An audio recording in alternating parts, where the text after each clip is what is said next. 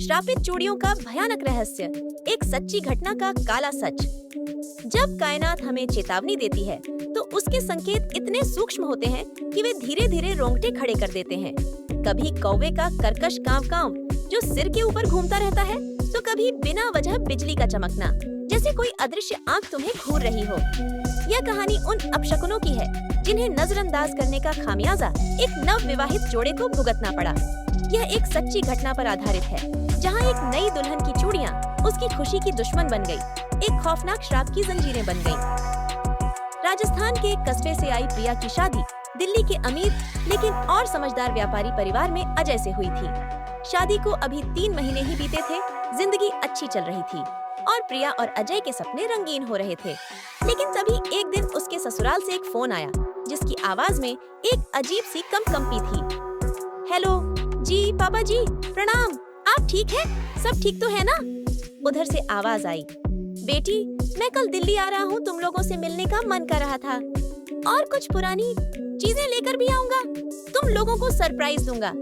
लेकिन घबराने की कोई बात नहीं है, आता हूँ, फिर अजय से भी बात करनी है।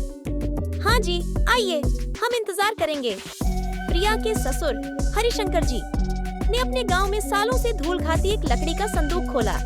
अंदर चमक रही थी सोने की पुरानी चूड़ियां, परिवार की पुरानी परंपरा की चुद्दी। ये चूड़ियां क्या प्रिया को दे दूं?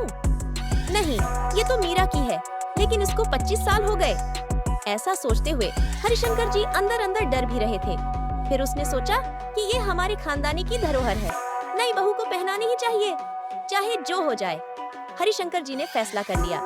चूड़ियों को एक लाल कपड़े में लपेटकर वे दिल्ली के लिए रवाना हो गए। रास्ते में बस स्टैंड पर उतरते ही उन्हें लगा जैसे कोई अदृश्य साया उनके कंधे पर सांस ले रहा हो। ये क्या? अरे ये कौआ बार बार सिर के ऊपर घूम रहा है, जैसे मुझे निगल जाना चाहता हो, लेकिन देर हो जाएगी तो ट्रेन मिस हो जाएगी। इस बात को भूलकर वो ट्रेन में चढ़े तो डिब्बा लगभग खाली था। सिर्फ एक बूढ़ा साधु बैठा था, जिसकी आंखें गड्ढों जैसी काली थीं और मंत्र फुसफुसाते हुए उसके होंठ कांप रहे थे। हरिशंकर जी ने संदूक को सीने से लगाया हुआ था, लेकिन साधु की नजरें उस पर टिक गईं। कहाँ जा रहे हो भाई साहब? साधु ने पूछा। दिल्ली, बेटे बहू के पास, हरिशंकर जी ने बताया। इस संदूक में क्या है? साधु ने पूछा। कुछ ऐसा जो चीखता है? अरे ये हमारी पुरानी खानदानी चूड़ियां हैं, नई बहू रानी को दूंगा। साधु का चेहरा पीला पड़ गया, जैसे किसी अदृश्य हाथ ने उसे दबोच लिया हो। अगर बहू की भलाई चाहते हो तो ये चूड़ियां उसे मत देना, साधु बोला। इनमें एक बच्ची की चीखें कैद हैं, वो रात रात भर रोती है। आपको कैसे पता? हरिशंकर जी ने पूछा। मैं सब जानता हूँ, जैसा कहता हूँ वैसा करो, वरना वो तेरी बहू के गले में की फांस बन जाएगी और फिर कभी ना उतरेगी। साधु ने इतना कहा और उठकर अगले डिब्बे में चला गया।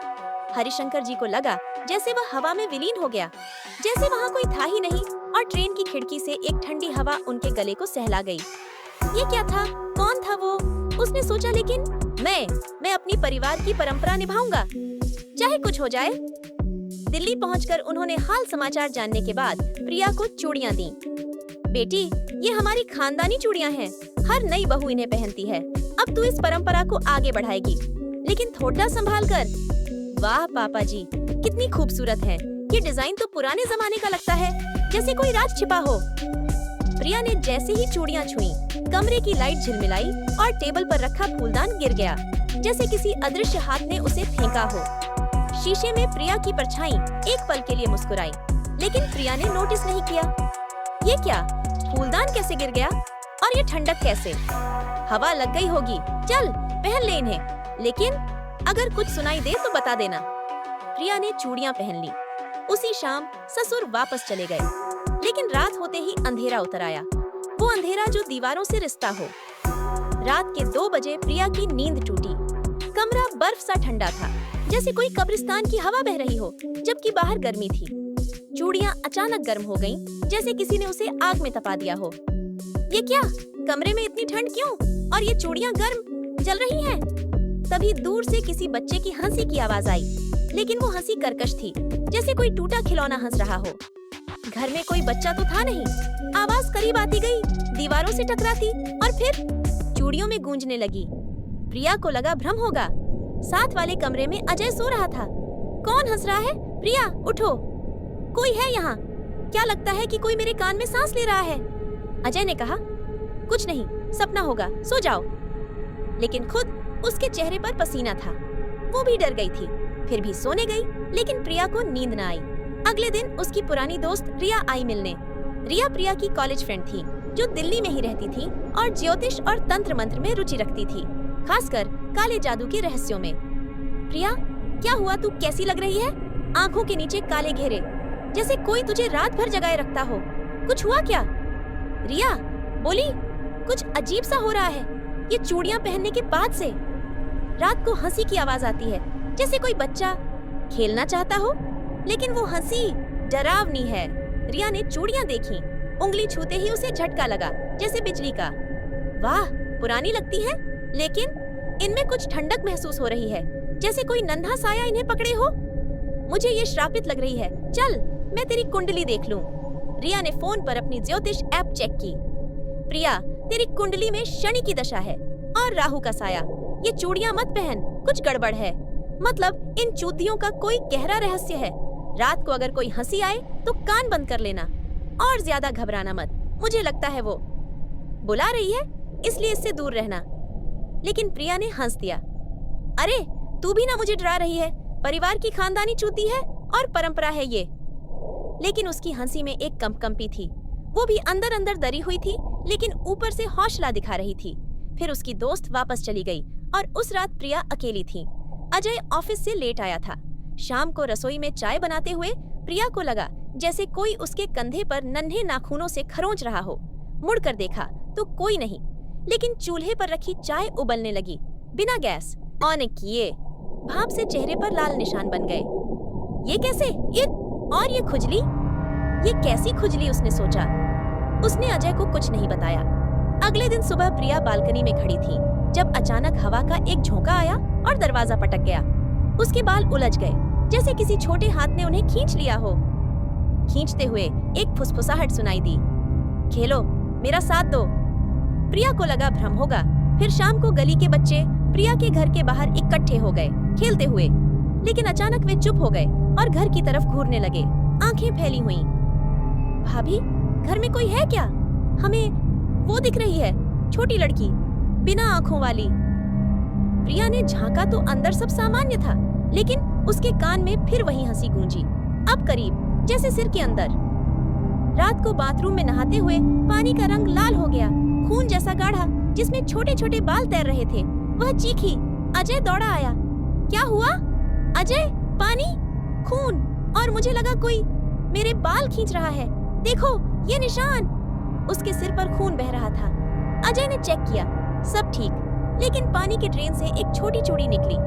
तुम तनाव में हो, डॉक्टर को दिखाऊं या रिया को बुला लो? लेकिन प्रिया की हालत बिगड़ती गई। एक रात वह आईने में देख रही थी तो पीछे एक छोटी बच्ची का साया दिखा, चेहरे पर काली धारियां, आंखें खाली गड्ढे।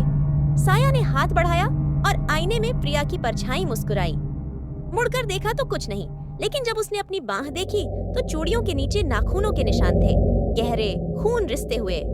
अजय देखो, ये निशान कैसे, जैसे कोई भूखा हो। अजय घबरा गया।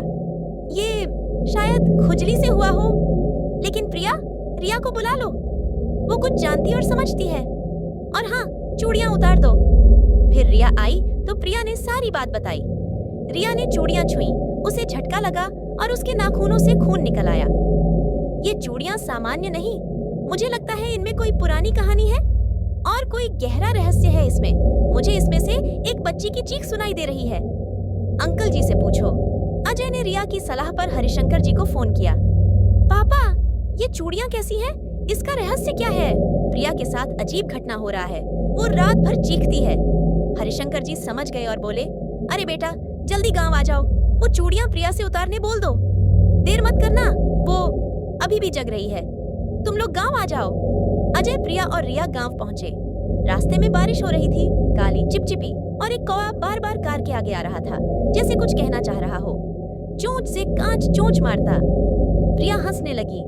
लगता है ये कौवा मुझे रोकना चाहता है, लेकिन मैं जाऊंगी अपने गांव खेलने और मस्ती करने। उसकी आंखें अब खाली लग रही थीं। फिर वो गांव पहुंचे और उसके ससुर ने बताया, ये चूड़ियां मेरी भाभी मीरा की थी। 25 साल पहले की बात है। शादी के बाद मीरा भाभी ने इन्हें पहना था, लेकिन 1 महीने में ही वो घर के पुराने कुएं में गिरकर मर गई। लोगों को खुदकुशी जैसी लगी, लेकिन अफवाहें थीं कि किसी ने मीरा भाभी को धक्का दिया। अचानक एक छोटी बच्ची का साया सामने आया। तभी प्रिया की चाची उर्मिला आई, मीरा की छोटी बहन, जिसने कभी शादी नहीं की थी और रातें अकेले कुएं की तरफ घूरती बिताती थी। भाई साहब, ये चूड़ियां आपने बहू को क्यों दे दिए? मीरा ने मुझे बताया था, इनमें बुराई है और ये श्रापित है। मीरा का पति वो तंत्र मंत्र करता था। एक रात कुएं के पास उसने एक अनुष्ठान किया। उर्मिला जी ने आगे कहा, मीरा की शादी के बाद उसके पति ने काले जादू से एक बच्ची की आत्मा बांध ली थी, धन के लालच में। वो बच्ची अनाथ थी, लेकिन मीरा के पति ने उसका भी शोषण किया। पड़ोस की, जो कुएं में डूबकर मर गई थी, लेकिन अनुष्ठान गलत हुआ और उस गलती की वजह से उस बच्ची की आत्मा चूड़ियों में कैद हो गई। मीरा ने चूड़ियां उतारने की कोशिश की, लेकिन वो बच्ची, उसकी आत्मा उसे परेशान करने लगी। उसके पति की गलती का खामियाजा मीरा झेल रही थी। रात भर उसके बाल खींचती, हंसती और आखिर काफी परेशान और पीड़ा के बाद मीरा कुएं में कूद पड़ी। ऐसा लोग कहते हैं, लेकिन डूबने के बाद भी चूड़ियां उसके हाथ में लटक रही थीं। कहानी सुनकर प्रिया अचानक चिल्लाई, नहीं, चूड़ियां मेरी हैं, खेलो, मेरा साथ दो, ये मुझे दो। और वो घर के बाहर भागी, पुराने कुएं की तरफ, जहां पानी अब भी काला था। अजय, रिया और उर्मिला पीछे दौड़े। उन्होंने प्रिया को रोका और रिया ने अपना ज्योतिष यंत्र निकाला, एक ताबीज जो मीरा का था। रुक जाओ प्रिया, ये बच्ची की आत्मा है जो बदला लेना चाहती है। वो किसी को नहीं छोड़ेगी और भूखी है। लेकिन अचानक कुएं के पास पहुंचकर प्रिया हंसने लगी, बच्चे जैसी हंसी बच्ची की आवाज, लेकिन उसमें चीखें घुली हुई। मैं खेलना चाहती हूँ, जो भी ये चूड़ियां पहनेगा वो मेरे साथ खेलेगा हमेशा। पहले मीरा, अब तू भी। कुएं से एक ठंडी हवा उठी और प्रिया के बाल हवा में उड़ने लगे। उसके चेहरे पर खरोंचें पड़ने लगीं, अदृश्य नाखूनों से, जैसे कोई उसको नोच रहा हो। उर्मिला चिल्लाई और बोली, बेटी, मीरा ने भी तुझे उसके पति से बचाने की कोशिश की थी। उस रात तुझे चेतावनी दे रही थी मीरा, हंसी के बहाने अलग तरह से, लेकिन तू न समझी। अगर तू उसके इशारे समझ जाती तो, लेकिन तू नहीं समझ पाई और तुमने मीरा को भी नहीं छोड़ा। फिर भी वो नहीं मानी। इधर रिया ने मंत्र पढ़ना शुरू किया। प्रिया बेचैन हो गई, हवा में उड़ने लगी। चूड़ियां खनक रही थीं, जैसे हंस रही हों। कुएं का पानी उफान मारने लगा और उसमें से छोटे छोटे हाथ बाहर आने लगे। तभी उर्मिला ने पुरानी किताब से एक मंत्र पढ़ा, मीरा का लिखा, खून से। छोड़ दे इसे बच्ची, तू मुक्त हो जा। लेकिन मीरा का क्या? वो तो गई, अब प्रिया को छोड़ा। आत्मा चीखी, मुझे खेलने दो। उस तांत्रिक ने मुझे बांधा, कुएं में डुबोया, मुझे मारा। अब मैं आजाद होना चाहती हूँ, जैसे मैंने मीरा के पति को भी मुक्ति दी थी। लेकिन पहले एक और खेल खेलना है। मेरे खेलने की उम्र में मीरा के पति ने मुझे मार दिया था। लेकिन अचानक प्रिया का सिर पीछे झुक गया, आंखें लाल हो गईं, जैसे कोई साया उस पर सवार हो।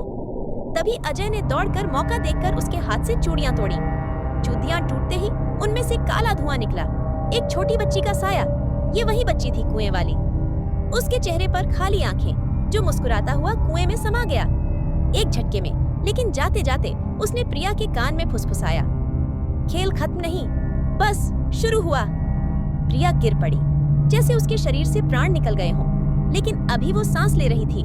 हालांकि उसके गले पर चूड़ियों के निशान हमेशा के लिए रह गए और बदन टूट रहा था। उसके बाद सब शांत हो गया। प्रिया ठीक हो गई।